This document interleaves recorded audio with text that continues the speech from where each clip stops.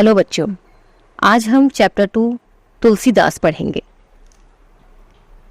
यह अंश रामचरितमानस के बालकांड से लिया गया है। सीता स्वयंवर में राम द्वारा शिव धनुष भंग के बाद अर्थात तोड़ देने के बाद मुनि परशुराम जी को जब यह समाचार मिला तो वे क्रोधित होकर वहां आए। शिव धनुष को खंडित देखकर अर्थात टूटा हुआ देखकर वे अत्यधिक क्रोधित हो जाते हैं। राम की विनय और विश्वामित्र के समझाने पर तथा राम की शक्ति की परीक्षा लेकर अंततः उनका गुस्सा शांत हो जाता है। इस बीच राम, लक्ष्मण और परशुराम जी के बीच जो संवाद हुए हैं उस प्रसंग को यहाँ प्रस्तुत किया गया है। तो आइए शुरू करते हैं। बच्चों, हर संवाद की पहले एक लाइन पढ़ेंगे। नाथ संबुधनु भंज निहारा, वही ही क्यों एक दास तुम्हारा। संबुधनु अर्थात शिव धनुष, भंज निहारा अर्थात तोड़ने वाला। श्री राम जी परशुराम जी से कहते हैं कि हे नाथ, शिव धनुष तोड़ने वाला आपका कोई एक दास ही होगा। आएसु काह कहिए किन मोही, सुन रिसाई बोले मुनि को ही। आपको जो भी कहना है आप मुझसे क्यों नहीं कहते। यह बात सुन मुनि परशुराम जी क्रोधित हो गए और कहने लगे, सेवक सो जो करे सेवकाई, अरि करनी करी करी लड़ाई। परशुराम जी कहते हैं, हे राम, सेवक तो वो होता है जो सेवा करता है, जो शत्रुता करता है उसके साथ तो शत्रुता ही की जाती है, लड़ाई ही की जाती है। सुनहु राम जे ही शिव धनु तोड़ा, सहस बाहु सम सो रिपु मोरा। हे राम, सुनो, जिसने भी शिव धनुष को तोड़ा है वह सहस बाहु समान मेरा शत्रु है। सहस बाहु क्षत्रिय थे और परशुराम जी क्षत्रिय से बहुत नफरत करते थे। सो बिल गाओ बिहाई समाजा, न तमारे जय ही सब राज। जिसने भी, परशुराम जी कहते हैं कि जिसने भी ये धनुष तोड़ा है वह इस समाज से अर्थात इस सभा से अलग हो जाए, नहीं तो यहाँ पर बैठे हुए सभी राजा बिना मतलब मारे जाएंगे। सुनी मुनि वचन लखन मुस्काने, बोले परशु धर ही अवमाने। अब परशुराम जी के ये वचन सुनकर लक्ष्मण जी मुस्कुराने लगते हैं और उनका अपमान करते हुए कहते हैं, बहु धनु ही तोरी लरिकाई, कबहु न असिरिस कीन्ही गोसाई।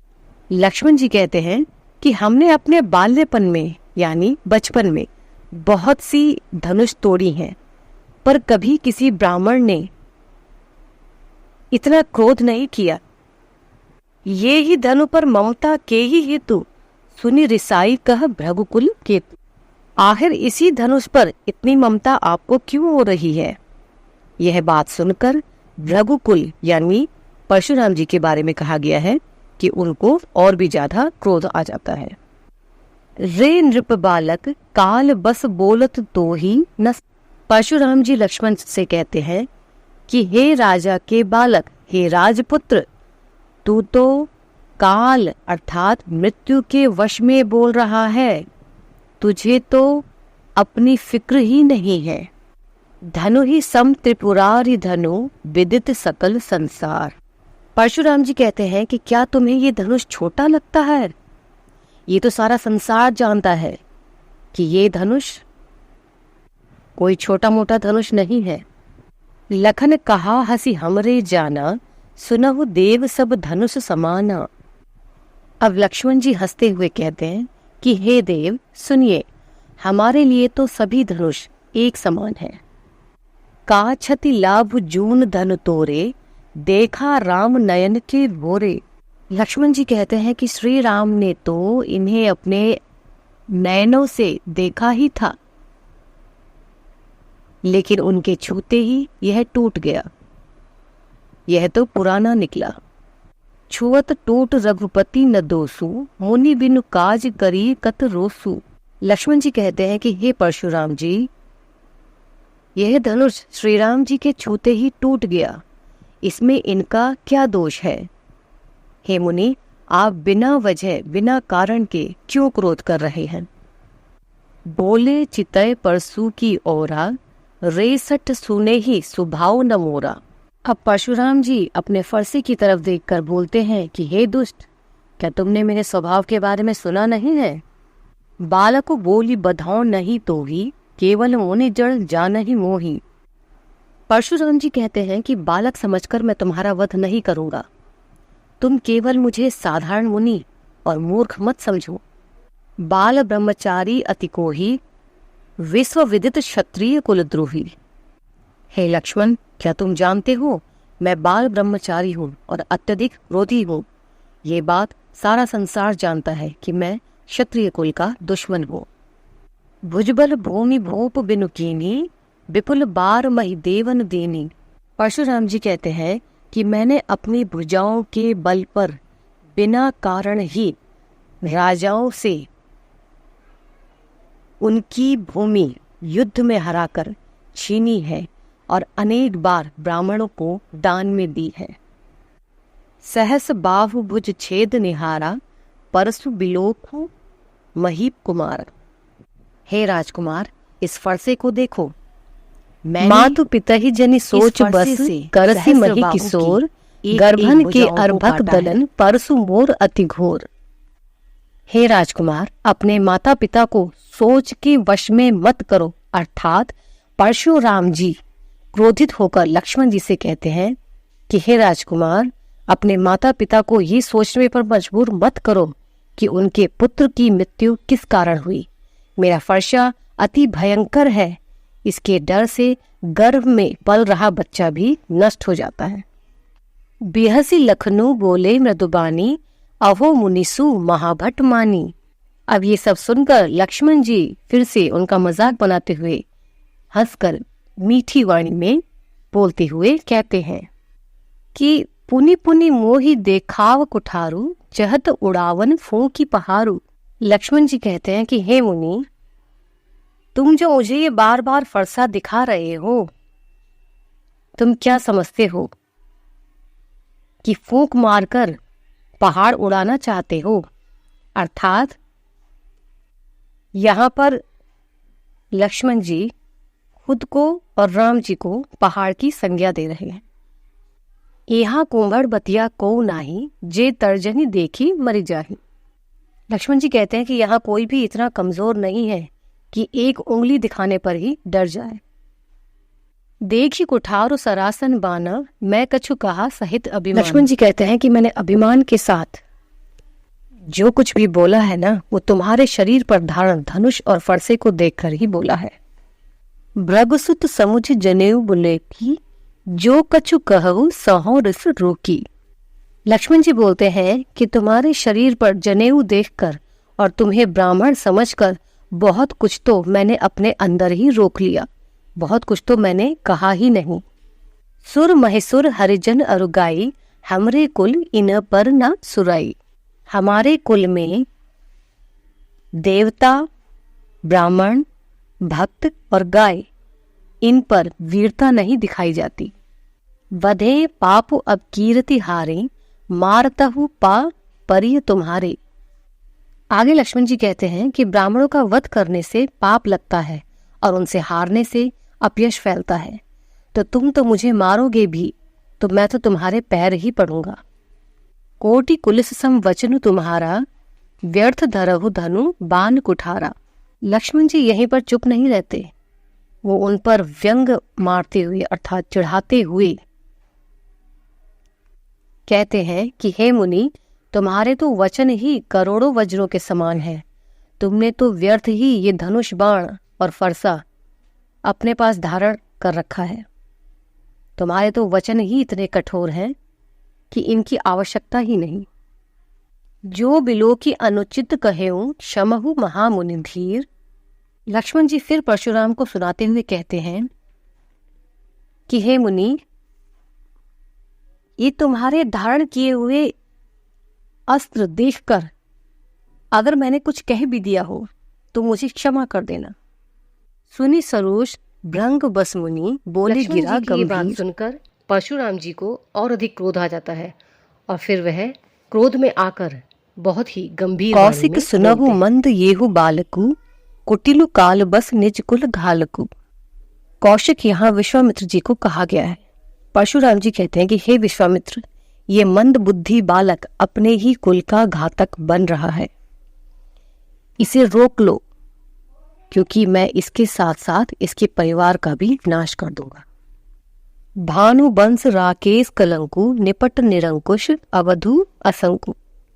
परशुराम जी कहते हैं कि ये सूर्यवंशी होंगे, लेकिन ये चंद्रमा के कलंक के समान है, अर्थात जिस प्रकार चंद्रमा में काले दाग धब्बे उसकी सुंदरता को बिगाड़ देते हैं, ठीक उसी प्रकार ये मूर्ख बालक भी अपने सूर्यवंश के कलंक के समान है। कालक वलु होई ही छन माही, कहो पुकारी खारी मोही नाही। परशुराम जी लक्ष्मण के लिए कहते हैं कि मैं बार बार कह रहा हूं, ये थोड़ी ही देर में काल का ग्रास बन जाएगा, अर्थात मर जाएगा, फिर मुझे दोष मत देना। तुम हट कहो जो चहु उबारा, कही प्रतापु बलु रोष हमारा। परशुराम जी कहते हैं कि हे विश्वामित्र, अगर इस बालक को बचाना चाहते हो तो इसे मेरे बल, प्रताप और क्रोध के बारे में बताकर रोक लो। लखन कहे मुनि सुजसु तुम्हारा, तुम्हें अछत को बरनय पारा। अब लक्ष्मण जी कहते हैं कि हे मुनि, तुम्हारा बहुत अच्छा ही स्वभाव है, तुमने अपने बारे में बहुत कुछ कह दिया है, तुम्हारे अलावा कोई और तुम्हारा वर्णन नहीं कर सकता। अपने मुँह तुम आपनी करनी, बार अनेक भांति बहु बरनी। तुमने अपने मुँह से अपने ही बारे में अनेक बार वर्णन किया है। नहीं संतोषु तब पुनि कछु कहु, जनि रिस रोकी दुसह दुख सहु। आगे लक्ष्मण जी कहते हैं कि हे मुनिवर, यदि अभी भी आपको संतोष नहीं हुआ है तो आप फिर कुछ कह लीजिए। अपने क्रोध को भीतर ही रोककर इस दुख को सहन मत कीजिए। वीर ब्रति तुम धीर अछोभा, गारी देत न पावहु शोभा। तुम बहुत ही वीर और धैर्यवान और क्रोध रहित हो, तुम गाली देते हुए शोभा नहीं देते। सूर समर करनी करही, कहिया न जावही आपू, विद्यमान रन पाई रिपु, कायर कथही प्रतापू। लक्ष्मण जी परशुराम जी से कहते हैं कि वो कायर लोग ही होते हैं जो अपने शत्रु को युद्ध भूमि में देखकर अपनी बढ़ाई करते हैं, अर्थात योद्धा युद्ध भूमि में युद्ध करने का कार्य करते हैं, अपने प्रताप को दिखाते हैं। तो कालू हाथ के जनु लावा, नहीं करते, बार बार मोही लागी बुलावा। लक्ष्मण जी कहते हैं कि हे परशुराम, ये जो तुम मुझे बार बार बुला रहे हो, अर्थात मेरे बारे में जो कुछ भी कह रहे हो, तो तुम अपने काल, अपनी मृत्यु को बुला रहे हो। सुनत लखन के वचन कठोरा, परसु सुधारी धरेउ कर घोरा। अब लक्ष्मण जी के ऐसे कठोर वचन सुनकर परशुराम जी ने तुरंत ही अपना भयंकर फरसा अपने हाथों में धारण कर लिया। अब जन देई दोसु मोहि लागू, कटुबादी बालकु बत जोगू। अब क्रोध में आकर परशुराम जी सभा में बैठे हुए सभी लोगों से कहते हैं कि अब मुझे दोष मत देना। ऐसे कठोर वचन बोलने वाला बालक वध योग्य है, अर्थात मरने लायक है। बाल बिलो की बहुत मैं बाँचा, अब ये हुमर निहार भाव साँचा। बालक समझकर मैंने अब तक इसे बहुत बचाया, पर अब यह सचमुच मरने योग्य हो गया है। अर्थात परशुराम जी कहते हैं कि मैं बार बार बालक समझकर कोशिश यही कर रहा था कि इसे ना मारूं, लेकिन अपने कठोर वचनों के कारण ये सचमुच ही मरने योग्य हो गया है।